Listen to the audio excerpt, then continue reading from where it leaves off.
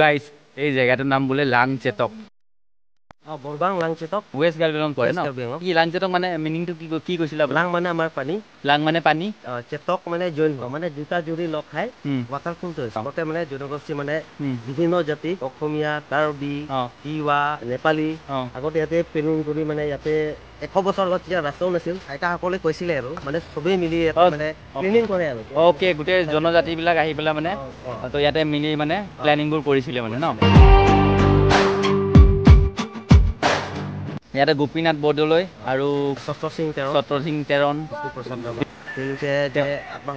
আত্মগোপন কৰিছিল মানে ইয়াতে আৰু এটা কথা গম পালো বিশেষ এইটো বুৰঞ্জীৰ লগত ৰিলেটেড হয় ৰাম আৰু লক্ষ্মণ আৰু সীতা যেতিয়া বনবাস খাটিব আহিছিলে তো ইফালেও আহিছিল বুলি কৈছিলে তো ইয়াতে হেৰিও আছে ন চিহ্ন আছে মানে কিবা আছে আৰু তাতে এতিয়াও মানে থকাটো আছে তাত এতিয়াও আছে ন তাতে এতিয়া মাছ সীতা লক্ষ্মণ ৰামে যে